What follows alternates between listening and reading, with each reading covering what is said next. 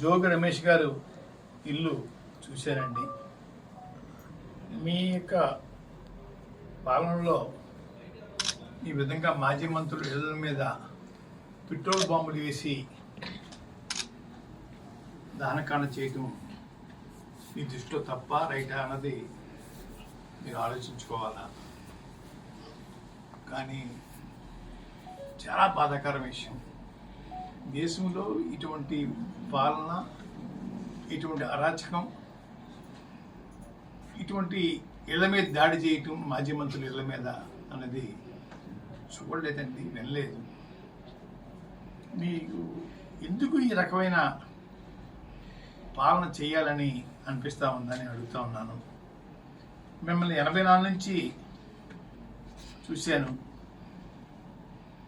ఆ రోజు చంద్రబాబు నాయుడు గారు ఓ రకంగా ఉండేవారండి. 99 నుంచి 2004 దాకా చూశాను మిమ్మల్ని.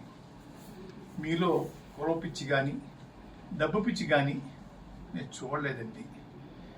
ఎవరి మీద అటాక్ చేయటం చూడలేదండి. ఇట్లా దగ్గరగా చూశాను మిమ్మల్ని.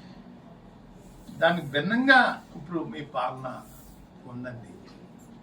కాపులు, వెనుకబడిన వర్గాలు, దళితుల మీద దాడి చేయటం అంటే ఈ 3 వర్గాలు ఈ రాష్ట్రంలో ఉండకూడదని మీ అభిప్రాయమా?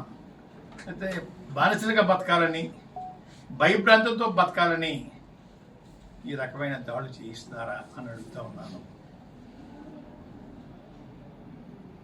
అందరూ అధికారం ఇస్తే మీరు పీఠం ఎక్కారు. పీఠం ఎక్కిన తర్వాత ఎవరైతే మీకు మద్దతు ఇచ్చారో ఆ వర్గాల్ని బాధేస్తూ ఉన్నారు, అరెస్ట్ చేస్తూ ఉన్నారు. ఇది ఆపండి ముఖ్యమంత్రి గారు, ఇది మంచిది కాదండి. ఎవరి జీవితాలు శాశ్వతం కాదు, ఆస్తులు శాశ్వతం కాదు, పదవులు అంతకన్నా శాశ్వతం కాదు. మనం బతికినన్ని రోజులు గౌరవప్రదంగా బతికితే మన అనంతరం చెప్పుకునే పరిస్థితి చూసుకోండి ముఖ్యమంత్రి గారు. ఇది ఎంత మాత్రం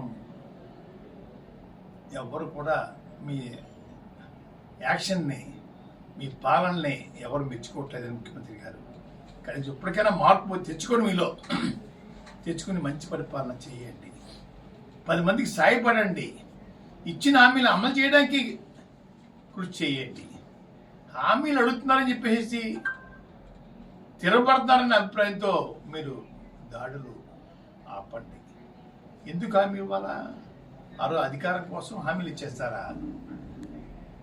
ఇచ్చిన హామీలు అడిగితే కోపం వస్తుందా? ఎంతవరకు సభ ముఖ్యమంత్రి గారు? దయచేసి కొంచెం దూరం ఆలోచించండి. మంచి పని కాదు. ఇప్పుడు జోగి రమేష్ గారు వారి కుటుంబాన్ని అవమానించారే, అటువంటి అవమానం ఈరోజు కాకపోతే రేపన్నా మీకు, మీ మేడం గారికి, అలాగే మీ కోడల గారికి, మీ అబ్బాయి గారికి జరిగితే మీ పరిస్థితి ఎలా ఉంటుందో ఆలోచించండి. మనం దేనికి అతిథులం కాదు. తప్పు చేయకండి, శాశ్వతంగా చెడ్డపై తెచ్చుకోకండి, మంచిగా పరిపాలన చేయండి, మంచి తెచ్చుకోండి. అయ్యా ముఖ్యమంత్రి గారు, ఇది తప్పు తప్పు తప్పు. ఎవ్వరు కూడా మీ పాలనని మెచ్చుకోవట్లేదు. తెలుసుకోండి, కావాల్సి ఉంటే ఇంటెలిజెన్స్ వర్గాలు, పోలీసు వర్గాలు ఉన్నాయి, అడగండి. ఏంటి మనం చేసే పరిపాలన మీద ప్రజల అభిప్రాయం ఎలా ఉందో తెలుసుకోండి. తెలుసుకుని దాని ప్రకారం నడుచుకుంటే బాగుంటుందని మనం చేస్తా ఉన్నాం.